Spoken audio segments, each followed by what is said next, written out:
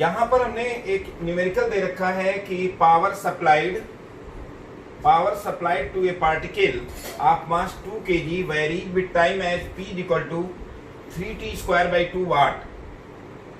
Here t is in second. If velocity of the particle at t is equal to 0 is v is equal to 0, then final velocity at t is equal to 2 second.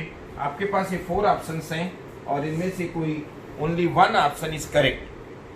तो एक बार try कर लीजिए, फिर मैं बताता हूँ. Change in kinetic energy will be work done. This is work energy theorem. और ये क्या होगा, half M V square minus half M U square, and this will be क्या, वर्क डन मतलब पी डी टी. क्या हो जाएगा, P D T. और यहां पर जिस समय टी 0 है उस समय इनिशियल वेलोसिटी क्या थी, 0 थी. यानी इनिशियल वेलोसिटी यहाँ u की वैल्यू 0 हो जाएगी. और बाद में t की वैल्यू क्या है, t दिया हुआ है.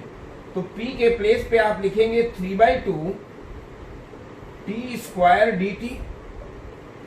p को रिप्लेस कर देंगे, पावर वेरिएबल है, p इज 3/2 तो ये वैल्यू रख देंगे. और यहां पर हाफ m की वैल्यू दिया है कितना, 2 kg. मास दे रखा है इन्होंने 2 kg. तो m के प्लेस पे 2 और v² आपको निकालना है minus.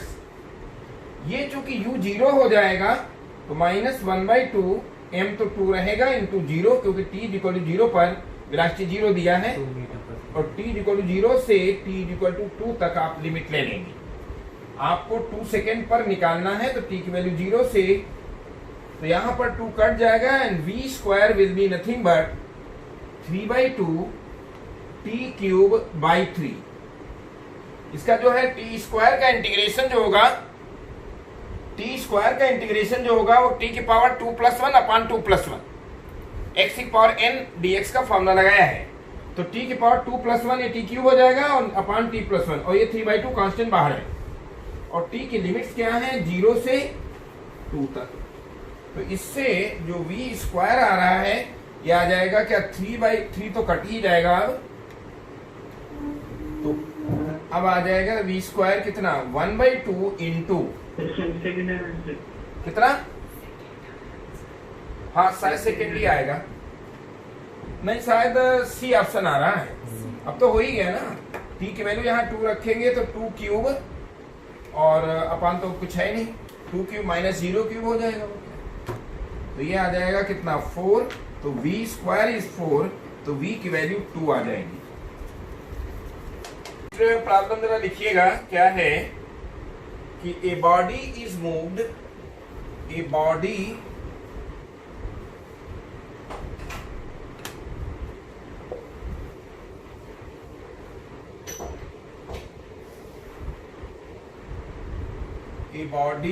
is moved, a body is moved along a straight line, along a straight line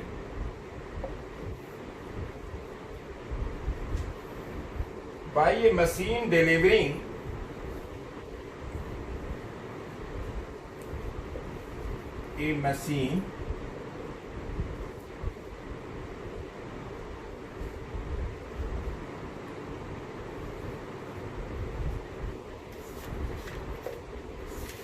delivering constant power. यहां पर पावर पिछली बार क्या था, वेरिएबल था. अब यहां पर क्या है, delivering constant power.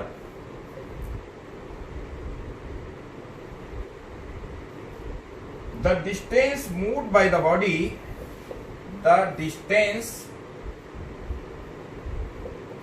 moved by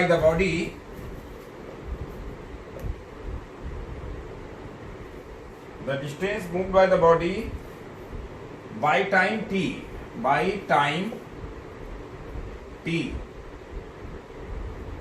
is proportional to,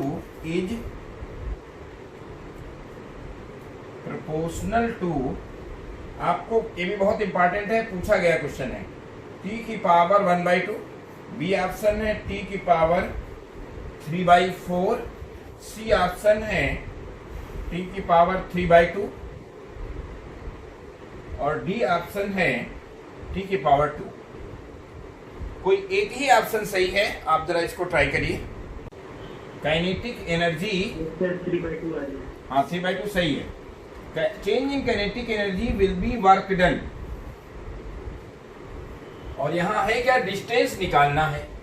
और चेंज इन काइनेटिक एनर्जी के लिए क्या होगा, हाफ एम वी स्क्वायर और माइनस 0, क्योंकि इनिशियल काइनेटिक एनर्जी 0 है। A body is moved along a straight line by a machine delivering constant power. The distance moved by the body in time t, इसका मतलब t time में कितनी distance cover करी है। तो t = 0 पर 0 लेके चलेंगे, वेलोसिटी यानी यहां से स्टार्ट किया है due to this constant power. तो यहां पर half M V square will be work done, और वर्क डन चूंकि पावर कांस्टेंट है, तो कांस्टेंट पावर अगर हम लोग P मान लें तो t सेकेंड में जो वर्क डन होगा वो डायरेक्ट आप P इंटू टी लिख सकते हैं। पिछली बार नहीं लिख सकते थे क्योंकि P वेरिएबल था, 3/2 टी स्क्वायर था। तो अब यहां से v स्क्वायर, ये जो m/2 v/m = 2/m p into T. अब चूंकि ये टर्म पूरी कांस्टेंट है और हमें डायरेक्टली प्रोपोर्शनल देखना है, तो v will be 2p/m t की पावर 1/2, और इसको हम लिखेंगे ds/dt, और 2p/m t to the power 1/2। तो देख सकते हैं कि ds will be equal to 2p/m t to the power 1/2 dt, और दोनों तरफ इंटीग्रेट कर देंगे। 2p/m integration t to the power 1/2 dt, तो इंटीग्रेशन t = 0 पर डिस्टेंस 0 है और t = t पर डिस्टेंस हमें निकालना है।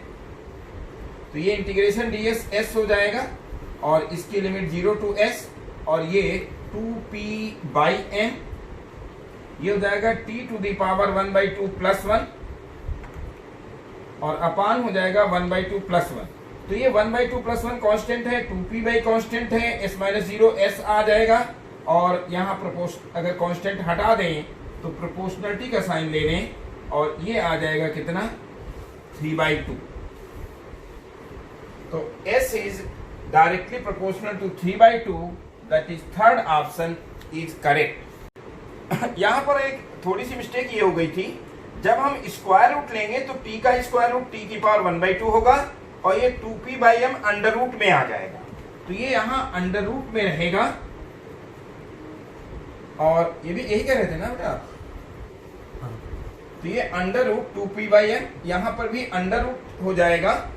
तो जब इंटीग्रेट करेंगे, हालांकि इसका कोई फर्क नहीं होगा आंसर में, लेकिन फिर भी सही चीज लिखी जाए हर स्टेप पर। तो यहाँ पर ये 0 to s आ जाएगा, s-0 s, और ये चूंकि कांस्टेंट आप हटा सकते हैं, प्रोपोर्शनलिटी लगा सकते हैं, और यहाँ पर ये t की पावर 1/2 और ये भी कांस्टेंट है, ये t की पावर 3/2, आपका ये आंसर आ जाएगा C। समझ में आ गया है? दे रहे हैं कि the distance of a body of mass 2 kg varies with time as this, where s is in metre and t in second, work done by all the forces, work done by net force, यानी again work energy theorem, acting on the body during the time interval t = 2 second to 2 = 4 second. तो यहाँ पर आप देखिए, अगर पहले तो आप, मैं ही बता देता हूँ, टाइम ज्यादा वेस्ट होगा, और क्योंकि मैं चाह रहा हूँ आज थोड़ा बहुत कोलिजन इंट्रोड्यूस कर दूं। तो यहाँ पर अगर s दिया हुआ है t² + 2t, तो देखिए ds/dt जो होगा वो 2t + 2 हो जाएगा। इसका मतलब जो वेलोसिटी है वो टाइम पर डिपेंड कर रही है, और t = 2 जब रखेंगे, t = 2 पर रखेंगे, तो v1 जो होगा 2 × 2 + 2 यानी कितना आ जाएगा, 4 + 2 यानी 6, और एट t = 4 सेकेंड जो होगा v2 will be 2 into T मतलब 4 प्लस 2, 24। हाँ 10 आ जाएगा। हाँ 24 सही है, वेरी गुड भरत, तुम काफी अच्छा कर रहे हो। विशाल तुमने बोला है, भरत ने बोला है?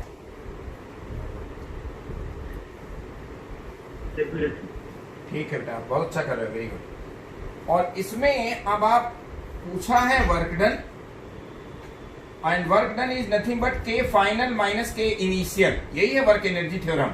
तो ये हो जाएगा half M v2 square minus half M v1 square, और इसको आप कैलकुलेट करेंगे तो 1/2 m हो जाएगा कितना 2, और v2 स्क्वायर मतलब 10 स्क्वायर माइनस v1 स्क्वायर यानी 6 स्क्वायर, तो 2 और 2 कट जाएगा, तो ये आ जाएगा 100 माइनस 36 यानी 64, और यही आंसर हो जाएगा 64 जूल ही इसका आंसर आता है। F acting on a body depends on its displacement. S as मतलब जो फोर्स किसी बॉडी पे जो लगाया जा रहा है वो F डिपेंड कर रहा है, F depends on S to the power -1/3। जो फोर्स S पर डिपेंड कर रहा है वो S की पावर -1/3 पर डिपेंड कर रहा है। तो the power delivered by F, तो ये F जो पावर डिलीवर करेगा तो पावर डिस्प्लेसमेंट पर कैसे डिपेंड करता है। जैसे ये है कि इंडिपेंडेंट ऑफ S पर डिपेंड ही नहीं करता। ये है S की पावर 1/6, ये है S की पावर -5/3, और ये है S की पावर 2/3। लेकिन इसमें पावर की कोई एक ही ऑप्शन होगा।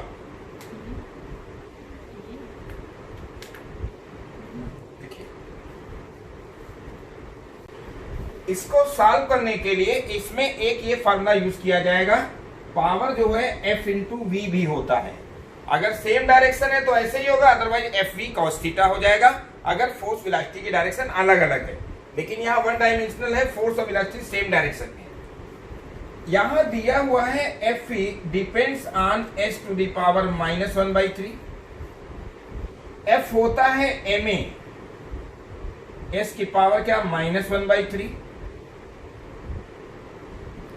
अब इसमें m जो है कांस्टेंट है तो a इज अगेन s की पावर -1/3, और a का जो फार्मूला हमने कहा था बहुत इंपॉर्टेंट है, dv/dt तो है ही, a की वैल्यू dv/dt तो है ही, लेकिन a के लिए इससे भी ज्यादा इंपॉर्टेंट फार्मूला बनता है जो हम देखिए अभी ही कितने दिन, इतने कम दिनों में हम लोगों ने कई बार इसे यूज कर रखा है और कई बार यूज करेंगे।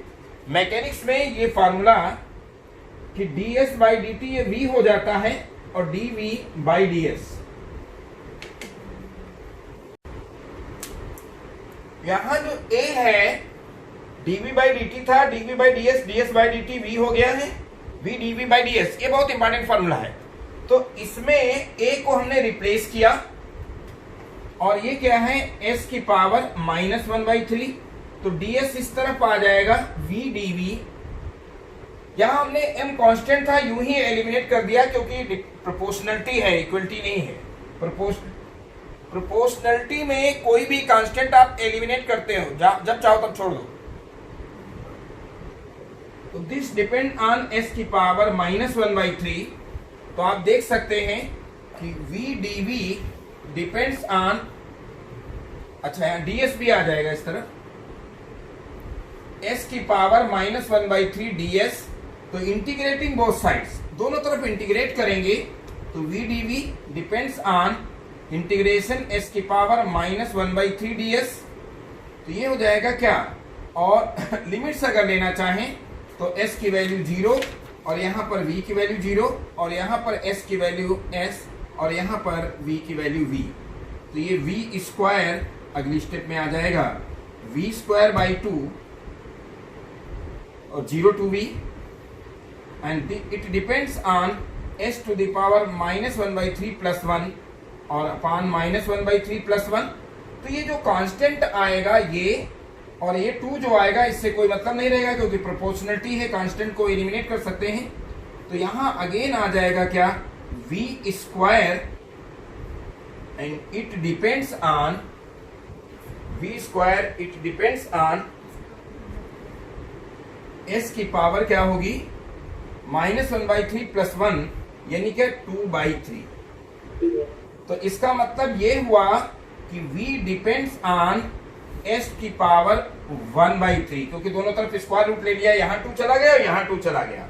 और अब आप यहां पर रख सकते हैं क्या, यहां पर सोल्यूशन दे रहे हैं p = f, माने क्या होगा p डिपेंड्स है, इक्वलिटी नहीं लाएंगे, इक्वलिटी में गलत हो जाएगा, पूरी वैल्यू नहीं है। तो f डिपेंड कर रहा है s की पावर -1/3 पर, और v डिपेंड कर रहा है s की पावर वहां जो हमने कैलकुलेट किया 1/3 पर। तो इसका मतलब आ जाएगा, आंसर जो आएगा p डिपेंड्स ऑन, दिख रहा है यहां तक 0, यानी फोर्थ ऑप्शन सही होगा। यहां पर हम लोग ये करेंगे कि पावर जो है वो क्या होगा f × v। पावर कांस्टेंट है, इससे कोई प्रॉब्लम नहीं है, और ये पावर आंसर में भी आ रहा है। इसको डाल देंगे ma × v, तो पावर हो जाएगा ma की वैल्यू क्या होगी v dv/ds,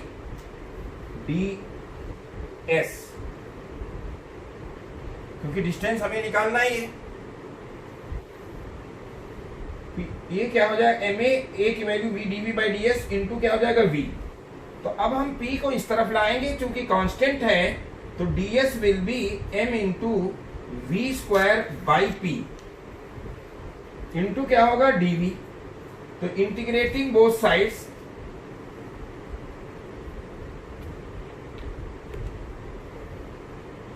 इंटीग्रेशन ds हो जाएगा m/p, बाहर रखिए, और इंटीग्रेशन क्या हो जाएगा v² dv, and v from v1 to v = क्या v2। v = v1 पर s क्या है 0, और यहाँ s = s जो निकालना है। तो यहाँ इंटीग्रेशन ds s हो जाएगा, s की वैल्यू 0 से s तक, और ये हो जाएगा क्या m/p, और v का हो जाएगा क्या v³ and v from v1 to v = क्या v2। तो यहाँ s - 0 m/p v2³ - v1³ 3, और यही ऑप्शन है आपका कौन सा, तो s will be m/3p v2³ - v1³, और ये आपका ऑप्शन है सी।